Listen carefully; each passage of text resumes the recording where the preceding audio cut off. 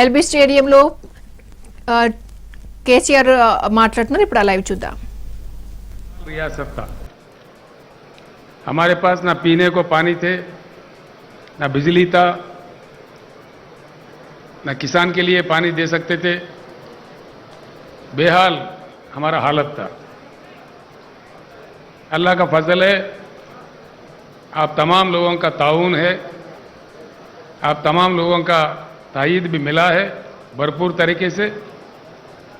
और 8 साल के अंदर 7.5 साल में आज सारा ही हिंदुस्तान अंधेरे में है। तेलंगाना एक जगमगाता रियासत चमक रहा है आज पूरे हिंदुस्तान में। पीने का पानी हो, किसानों के लिए पानी हो, फसलों की उगाई हो, बहुत ही अच्छी तरक्की तेलंगाना रियासत ने हासिल किया है। अभी आते आते मैं हमारे माइनॉरिटी रेजिडेंशियल स्कूल के बच्चों से मुलाकात करके आया। सारे हिंदुस्तान लेवल पे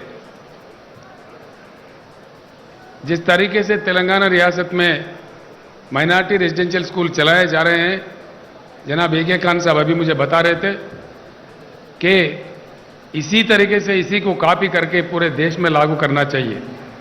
ये बात हो रही है। इस बात से हमको बहुत खुशी मिलती है कि तेलंगाना 7-7.5 साल के अंदर इतना कंस्ट्रक्टिव काम करके देश के लिए कई चीज़ों में एक मिसाल बन रहा है। जहाँ तक बिजली का सवाल है, बहुत ही किल्लत थी, लेकिन हिंदुस्तान का इकलौता राज्य है, इकलौता रियासत है जहाँ 24 घंटा क्वालिटी पावर हर सेक्टर को दिया जाता है। यही नहीं, हमें और कुछ ज़्यादा कुछ करना है। हम कुछ कर पाए, रियासत में हालचाल ठीक है। मैं एक बात आपके सामने ज़रूर रखना चाहूँगा कि मरकज़ में ज़रा गड़बड़ है, वहाँ कुछ बीमारी फैली हुई है, उसको ठीक करना है। हम भी हिंदुस्तान के हिस्सा है। देश ठीक है, मुल्क ठीक है तो हम भी ठीक है।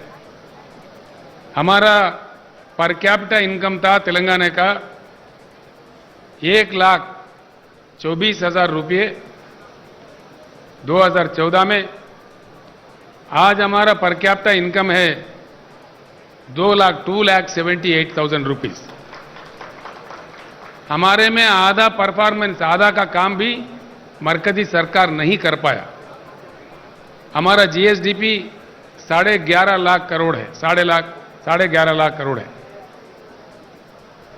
अगर हिंदुस्तान के लेवल के जो मरकजी सरकार होता है वो हमारा बराबर का भी काम करता तो ये 11.5 लाख नहीं 14.5 लाख होना चाहिए था।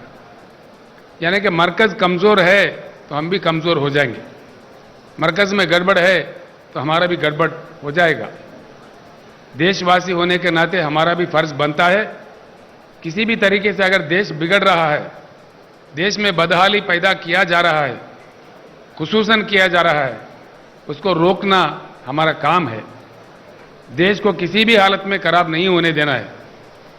मुझे पूरा आशा है भगवान अल्लाह ताला सबसे ज़्यादा होता है, वो हर चीज़ का गवाह होते हैं। कुछ ताकतें कुछ कर बिगाड़ने के, कुछ गड़बड़ करने के काम करते हैं, इंशाअल्लाह वो कभी कामयाब नहीं होंगे। तोड़ फोड़ना बहुत आसान है, लेकिन किसी चीज़ को तामीर करना बड़ी मुश्किल है। आज बेंगलुरु जैसे सिलिकॉन वैली ऑफ अमेरिका जो कहलाता है, वहाँ किस प्रकार का जहर फैलाया जा रहा है हम देख रहे हैं। ये हर जगह हो रहा है पूरे हिंदुस्तान में। ये अच्छी बात नहीं है। हम लोग साफ कह रहे, पूरी जनता से जनता भी समझने लगे, जो लोग हैं दानिशमंद लोग हैं वो सारे समझने लगे, आगे चल के खुलेआम निकलने वाले हैं। इस प्रकार से देश को फिर से हमको संभालना पड़ेगा। देश का भलाई के लिए सबको कमर कसीटना होगा। इंशाअल्लाह हम भी आप तमाम लोगों के दुआओं से जिस किस्म से हमने तेलंगाना रियासत हासिल किया और इसको इस तरक्की के मंजिल पे पहुंचाया, उसी तरीके से हिंदुस्तान के तरफ भी नज़र करेंगे, इसमें कोई शक की जरूरत नहीं है। इंशाअल्लाह हमारे को अच्छी मुकाम मिलेगी, अच्छी जगह मिलेगी, कुछ हम भी इस देश के लिए काम आ सके। मैं एक ही बात कहना चाहूँगा, फिर से ईद से पहले तो मैं आपसे फिर मिल नहीं पाऊँगा। इस मुकद्दस मुबारक महीने का और रमजान ईद का मैं आप तमाम लोगों को दिली मुबारक बात पेश करता हूँ। तेलंगाना ही नहीं बल्कि सारे हिंदुस्तान के मुसलमान भाइयों को मैं रमजान का मुबारकबाद पेश करता हूँ। मैं मेरे बात खत्म करने से एक ही बात कहना चाहूँगा, बुरी ताकतें हमेशा धरती पे देखने को मिला। बुरी ताकतों का कुछ तमाशा दिखता है कुछ दिन के लिए, लेकिन आगे चल के जो तामीर भरी ताकतें होते हैं, तामीर के चाहने वाले होते हैं, वही लोग कामयाब होते हैं और इंसानियत कभी ख़त्म नहीं होता। इंसानियत आगे चल के भी एक दूसरे को मदद करते हुए प्यारा अच्छा एक ज़िंदगी हमको हासिल होगा। मैं इतना ही कहना चाहूँगा कि फानूस बनकर जिसकी हिफाजत हवा करे, वो शमा क्या बुझे जिससे रोशन खुदा करे। खुदा हाफिज़। बेहद शुक्रिया वज़ीर आला चंद्रशेखर राव साहब। अब मुफ्ती खलील अहमद साहब से गुजारिश की जाती है कि वो दुआ फरमाएं, क्योंकि वक्त होने को है इफ्तार का।